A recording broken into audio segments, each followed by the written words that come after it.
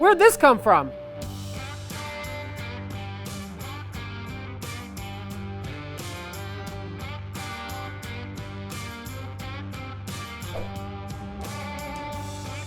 So we wrapped up doing the C10's frame. It's all clean, looking really good. We want to address the underside of the bed as well. It's rusty, has some road grime on it.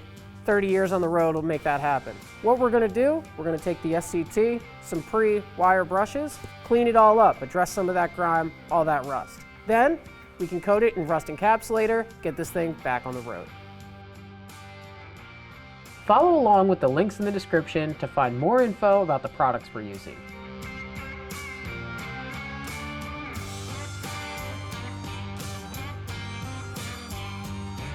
People always ask us, what's the proper way to prep for Rust Encapsulator?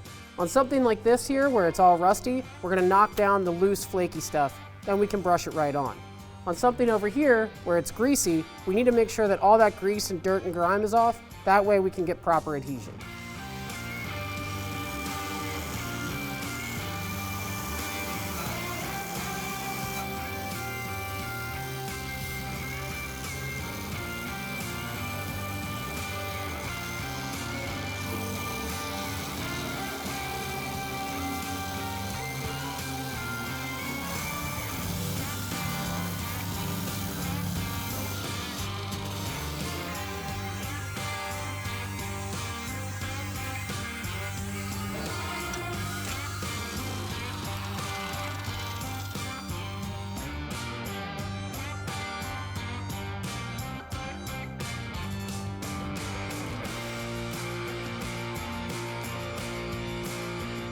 All right, so we finished with the SCT and the wire wheel on the bottom of the bed. It's a fair amount of work, definitely getting my workout in for the day. Next, we're gonna move on with a wire brush and hit it all by hand, those tight corners that we couldn't get the tools into. After that, we're gonna go back to the SCT with a sanding drum. That way we can add a little bit of tooth underneath the bed so that the Rust Encapsulator will stick to it.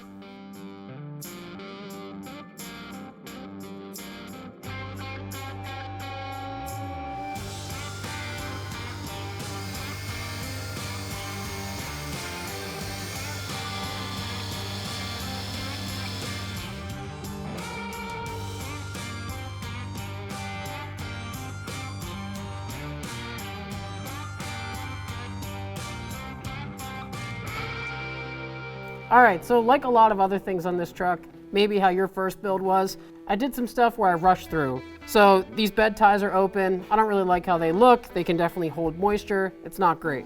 So we're gonna go ahead and cap them while we're here, weld them up with the MIG 180. That way they'll be a little bit stronger and it'll help prevent water and dirt and grime from getting in there. Then we'll go back with some internal frame coating, make sure that they don't rust from the inside out.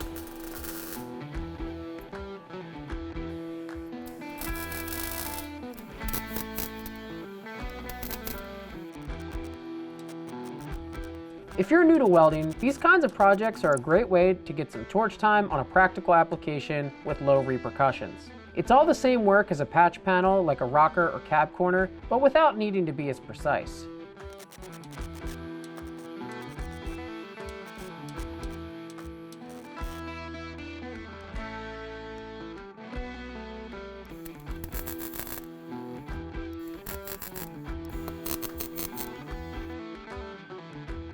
All right, everything underneath is all welded up. We're happy with it, we're gonna move on. Next step is gonna be hitting all those areas we couldn't get the Contour SCT into with a red scuff pad. That's just gonna help us promote good adhesion by getting rid of all the dirt, grime, all the stuff that's been built up underneath there for a while. So let's jump in.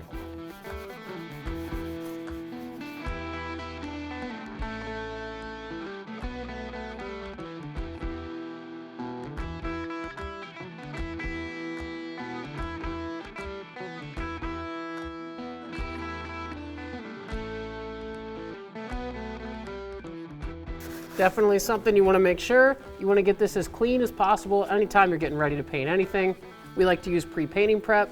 Make sure it's nice and clean, then you can put on your top coat.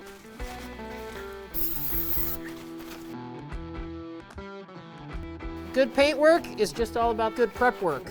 Okay paint jobs happen when you do okay prep work.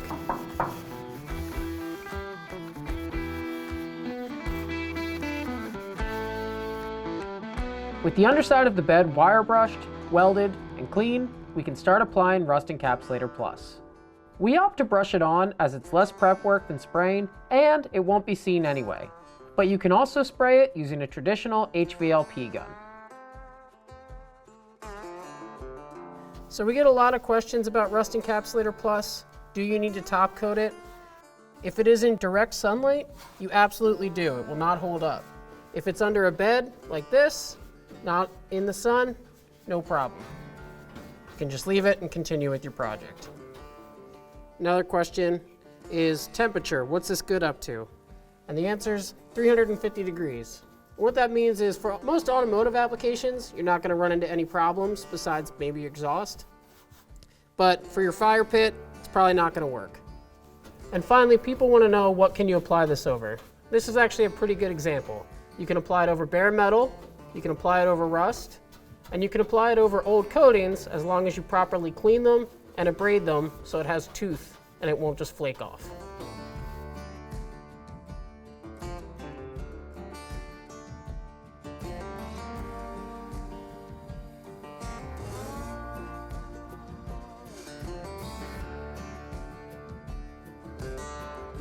So we finished doing the bottom side of the C10 bed. Next, we want to protect all the inside of these cavities. We capped them off, but we can't get in there with a brush. So we're going to use Internal Frame Coating Plus to make sure it doesn't rust as well. Internal frame coat's pretty thin, so we're just making sure that it doesn't spray out these extra holes that we have, and we can control where it's going. In hindsight, we probably should have done this before we did the bottom of the bed, but we missed it, so we're just going to go back and make sure we get it now.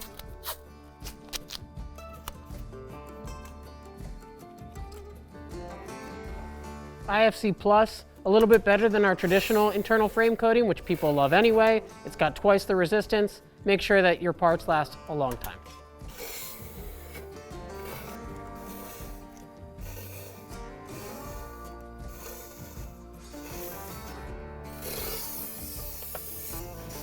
And with the internal frame coat applied, we untape, and this is our final result.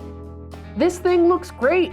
Along with the work we did previously on the frame, I'm confident this part of the truck will last for years to come. Keep an eye out for the next part of the project, where we tackle the top side and apply a spray-in bed liner. For more information on Rust Encapsulator Plus or any of our other products, head over to eastwood.com.